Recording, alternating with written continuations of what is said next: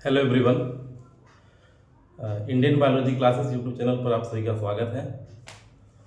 जैसा कि आप लोग जानते होंगे कि वर्तमान समय में यूपी बोर्ड की प्री बोर्ड परीक्षाएं संचालित हैं। उसी के क्रम में आज हम जीव विज्ञान विषय के में जो प्री बोर्ड हुआ था उस जीव विज्ञान सब्जेक्ट में उसका जो क्वेश्चन है उसको सॉल्व करेंगे। बहुत सारे छात्र हमारे उनका डिमांड आ रहा था कि सर जो प्री बोर्ड का एग्ज़ाम हुआ है उसमें 12th बायो का जो पेपर है उसको सॉल्व करा दीजिए। तो आज हम इसको सॉल्व करेंगे। ठीक है, तो लेट अस बिगिन। ज़्यादा जो है टाइम वेस्ट नहीं करेंगे।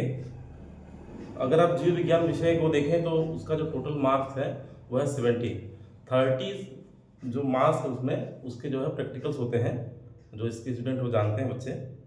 तो आपको जो प्री बोर्ड जो परीक्षाएं होंगी या जो मान लीजिए बोर्ड की जो परीक्षाएं होंगी उसमें जो आपको पेपर मिलेगा उसमें टोटल जो उसके मार्क्स होंगे वो कितने होंगे, 70 होंगे। तो 70 में ही आपको अटेम्प्ट करना है। बाकी जो 30 नंबर आपको जो मिलेंगे वो प्रैक्टिकल के थ्रू मिलेंगे। प्रैक्टिकल से संबंधित जो वीडियो है वो कुछ दिनों पश्चात Indian biology classes YouTube channel पर जो है डाल दिया जाएगा। तो let us begin with the first question. First question is the Darwin Finch.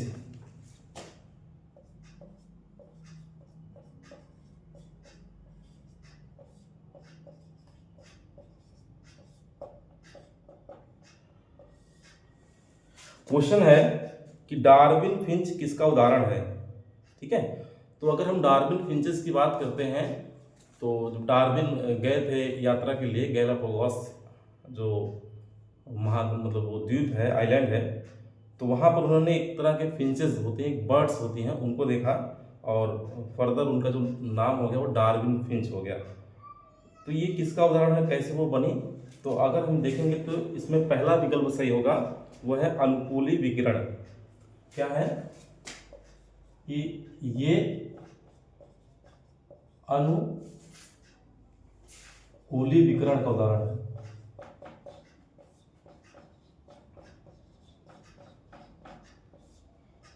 का उदाहरण है।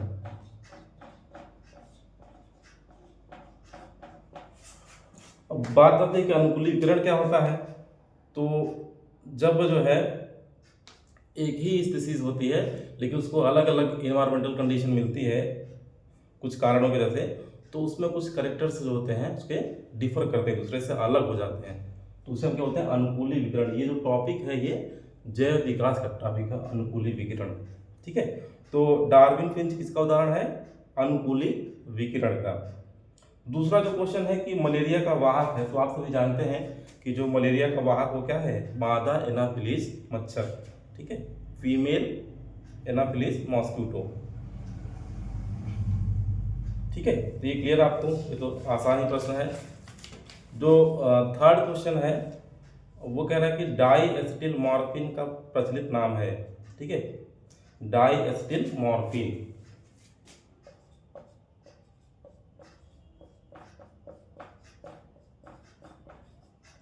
एसिटिल, ठीक है, यह है।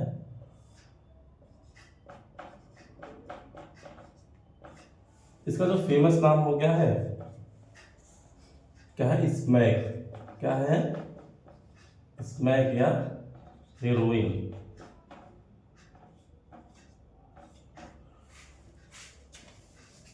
अब ये क्या है, तो अगर हम स्मैक के बारे में पढ़ेंगे, हेरोइन के बारे में, तो एक तरह का क्या है, एक ओपियाइड है। ठीक है, क्या है, ओपियाइड है। और अगर डाइस्टिल मॉर्फिन की बात करें तो इसका जो निर्माण है वो किससे बनता है, यह बनता है मार्फिन से। किससे बनता है, मार्फिन से। ठीक है, और मार्फिन अगर की बात करें कि मार्फिन कहाँ से बनता है, तो मार्फिन जो रासायनिक पदार्थ वो बनता है अफीम नामक पौधे से। कौन से पौधे से, अफीम के पौधे से। ठीक है, अफीम का पौधे से। ठीक है, अफीम के अगर पौधे की बात करें तो इसका वैज्ञानिक नाम आप लोग नोट कर लीजिए।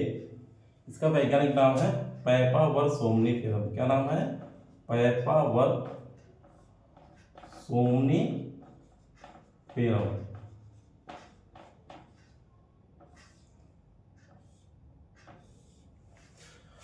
अब आपको ध्यान देना है कि जब भी हम किसी भी एनिमल्स के, किसी भी प्लांट्स के वैज्ञानिक नाम को लिखते हैं तो पहला जो नाम होता है वंश का होता है, दूसरा नाम जो होता है वो जाति का होता है। तो दोनों नामों को क्या करेंगे, अलग अलग अंडरलाइन करेंगे, ये ध्यान रखेंगे, नहीं तो इसकी इनकरेक्ट माना जाएगा। ठीक है। अगला जो प्रश्न है वो कह रहा है कि वायुमंडलीय नाइट्रोजन को स्थिर करने वाला साइनोबैक्टीरिया है। ठीक है, पहले कह रहा है नॉन स्टार्क है, फिर है एनाबिना, फिर कह रहा है दोनों, फिर कह रहा है इनमें से कोई नहीं। तो वायुमंडलीय नाइट्रोजन को स्थिर करने वाला, जो आप पढ़ेंगे नाइट्रोजन चक्र या नाइट्रोजन स्थिरीकरण, तो उसमें ये विषय आएगा। तो इसमें दोनों होंगे, नास्टाक भी है और एनाबिना भी है। क्या है, अगर यहाँ मान लीजिए हम बात करते हैं 3 नंबर प्रश्न की, ठीक है, क्या है, नाइट्रोजन का स्थिरीकरण, नाइट्रोजन स्थिरीकरण, ये कौन करता है, दोनों, नास्टाक भी करता है एवं एनाबिना भी करेगा। अब यह है क्या, ये नील हरित शैवाल है। क्या है ये, नील हरित शैवाल है। ठीक है, शैवाल है। ये क्या करते हैं, नाइट्रोजन की स्थिर करने का मतलब कि जो नाइट्रोजन हमारी वायुमंडलीय, उसको उसका जो मतलब अणुसूत्र होगा N2। तो जो पौधे होते हैं वो क्या करते हैं, वायुमंडलीय नाइट्रोजन को डायरेक्टली जो क्या करते हैं, यूज नहीं कर पाते, उसका यूटिलाइज नहीं कर पाते। क्या करना होता है, यदि वह नाइट्रोजन जो है वह नाइट्रेट के फॉर्म में आ जाए तो वो पौधा क्या करेगा, उसको अवशोषित कर लेगा। तो ये काम कौन करते हैं, कुछ ऐसे बैक्टीरिया होते हैं जिनको बोलते हैं साइनोबैक्टीरिया। अगर माना जाए तो वास्तविक रूप से ये बैक्टीरिया नहीं है, ये क्या है, मतलब वास्तविक रूप से ये क्या है, शैवाल नहीं है, ये क्या है, जीवाणु है, तो इनका नाम हो गया। ठीक है, तो नाइट्रोजन स्थिरीकरण कौन करता है, नास्टाक और एनाबिना दोनों। ठीक है, तो इसका जो घा है उसमें क्या होगा, थर्ड विकल्प सही होगा। ठीक है, फर्स्ट और सेकंड दोनों। अब हमारे जो है बहुविकल्पी जो प्रश्न है वो समाप्त होते हैं यहीं पे। ठीक है, ज़्यादा प्रश्न इसमें नहीं दिए गए थे। अब हम देखेंगे अति लघुत्तरी प्रश्नों को। ठीक है, जो 1-1 नंबर के हैं उसके बारे में थोड़ा देखेंगे। ठीक है, पहला जो प्रश्न है ये कह रहा है कि अति नर क्या है। जो बच्चे हिंदी में समझते मान लीजिए, तो अति नर को हम क्या कहते हैं, सुपर मेल। क्या कहते हैं, सुपर मेल। तो ये देख लीजिए, क्या है, अति नर से क्या होता है, सुपर मेल। ये क्या होता है, ये एक तरह की आनुवांशिक क्या कहते हैं, एबनॉर्मेलिटी है या आनुवांशिक विसंगति है। इसमें क्या होता है कि जो मतलब जैसे आप देखते हैं कि जो नर होता है उसमें गुणसूत्र होते हैं X और Y, लेकिन जो अति नर है, क्या है, अति नर, उसमें क्या होता है, उसमें हो जाता है, ठीक है, उसमें बढ़ जाएंगे, क्या हो जाएंगे, X Y Y, एक एक्स्ट्रा क्या आता है, एक एक्स्ट्रा Y गुणसूत्र आ जाता है, जो क्या है, एक तरह का विसंगति है, एबनॉर्मेलिटी है। ठीक है, और कैसी है, लिंग गुणसूत्रों की विसंगति है। ठीक है, सेक्स क्रोमोसोम की है। इस तरह को हम कहते हैं जैकब सिंड्रोम। अगर किसी का ऐसा हुआ तो उसको क्या बोलेंगे, जैकब सिंड्रोम। ये आप लोग जरूर ध्यान रखिएगा, कई बार परीक्षाओं में पूछा गया है कि जैकब सिंड्रोम क्या है। तो इसी अति नर को, उसमें क्या होते हैं, वो नॉर्मल नहीं होते। ऐसे जो नर होते हैं वो नॉर्मल नहीं होते। नॉर्मल होने का मतलब कि ऐसे जो नर होंगे वो बच्चे उत्पन्न करने में सक्षम नहीं होंगे। उनमें क्या है, जनन अंगों का विकास सामान्य नहीं होगा, सामान्य से बहुत कम, मतलब लो होगा। ठीक है, तो क्या करेंगे, जो मतलब कह लीजिए कि बच्चे उत्पन्न करने में सक्षम नहीं रहेंगे। ठीक है, अब देख लीजिए क्वेश्चन और दूसरा क्वेश्चन है, वो कह रहा है कि रिवर्स ट्रांसक्रिप्टेज एंजाइम क्या है। क्या कह रहा है, रिवर्स ट्रांसक्रिप्टेज एंजाइम का क्या कार्य है। ठीक है, इसको पढ़ लीजिए। एक एंजाइम होता है रिवर्स ट्रांसक्रिप्टेज, क्या होता है, रिवर्स ट्रांसक्रिप्टेज, क्या है ये, एंजाइम है। क्या है, एंजाइम। ये क्या करता है, ये सभी प्रश्न जो हैं अति लघुत्तरीय जो प्रश्न हैं सभी एक एक अंक हैं, तो आपको बस सीधा एक ही लाइन में उसका जवाब लिखना है। एक तरह का एंजाइम होता है, ये क्या करता है, यह आरएनए को, ठीक है, आरएनए को किसमें बदल देता है, डीएनए में। किसमें बदलता है, डीएनए में। सोचिए आपने पढ़ा है कि अधिकतर क्या होता है, डीएनए से आरएनए बनता है, लेकिन यहाँ क्या हो रहा है, जस्ट रिवर्स हो रहा है। तो ये ऐसे हमें हर जगह ये चीज़ें नहीं होती हैं, ठीक है। तो ये एंजाइम जहाँ पर पाया जाएगा, यह एंजाइम जिस जीव के अंदर पाया जाएगा उस जीव के अंदर ही ये क्या होंगी, ऐसा होगा कि आरएनए से डीएनए बन जाएगा, ठीक है। तो ये क्या करता है, इसका कार्य क्या हो गया, आरएनए को, ठीक है, डीएनए में बदलना। और कौन सा डीएनए बनता है, सी डीएनए, ठीक है, यहां लिख दीजिए सी डीएनए, कॉम्प्लीमेंट्री डीएनए, पूरक डीएनए जिसको कहते हैं। अब मान लीजिए इतना ही पूछा गया था, इतना ही लिखना आपको, लेकिन एक्स्ट्रा थोड़ा जान लीजिए कि ये एंजाइम कहाँ पाया था आपको। ये एंजाइम हमारे कुछ रेट्रो विषाणु है उसमें पाया था। किस पाया था, रेट्रो विषाणु। रेट्रो विषाणु का उदाहरण क्या है, इसका उदाहरण है HIV, ठीक है, HIV।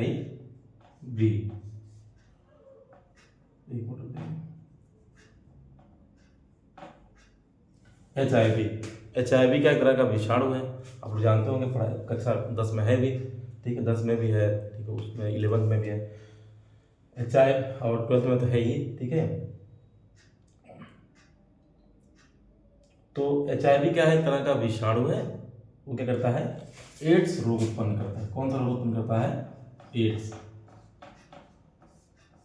तो HIV विषाणु के अंदर क्या है, यह एंजाइम पाया जाता है, ठीक है।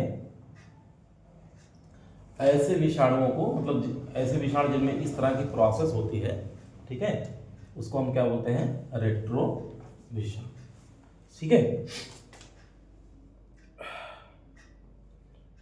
इसको नोट कर लीजिए आप लोग। जितने हमारे व्यूवर्स हैं, जितने लोग देख रहे हैं, उसमें बहुत सारे स्टूडेंट भी हैं हमारे, और कुछ हमारे, ठीक है, सब्सक्राइबर भाई भी हैं। तो उनसे ये निवेदन है कि जब भी आप वीडियो देखें तो आप वीडियो जो है कहीं एकांत में बैठ करके कॉपी और पेन की सहायता, मतलब कॉपी और पेन लेकर ही वीडियो देखें, उससे आपको अधिक लाभ मिलेगा। जो महत्वपूर्ण तथ्य है आप उसको नोट करते रहेंगे, ठीक है। नोट कर लीजिए इसको।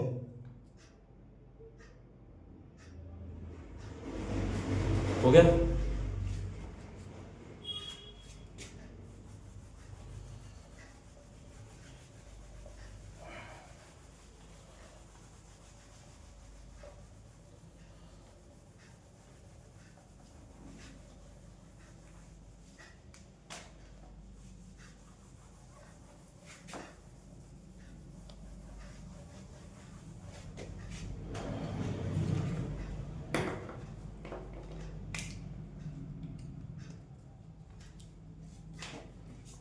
अगला जो प्रश्न है उसको देख लीजिए। वो कह रहा है कि पेटेंट क्या है। क्या कह रहा है, पेटेंट क्या है।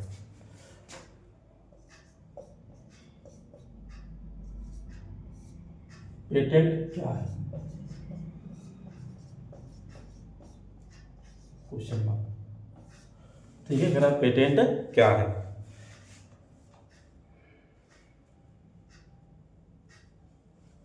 अब देखिए, पेटेंट एक बहुत महत्वपूर्ण चीज है, इंटेलेक्चुअल प्रॉपर्टी राइट में आता है ये। इसमें क्या करता है कि कोई भी उत्पाद हो, जैसे मान लो कोई किसी व्यक्ति ने कोई उत्पाद बनाया, ठीक है, या कोई नई वस्तु ही बना दिया, या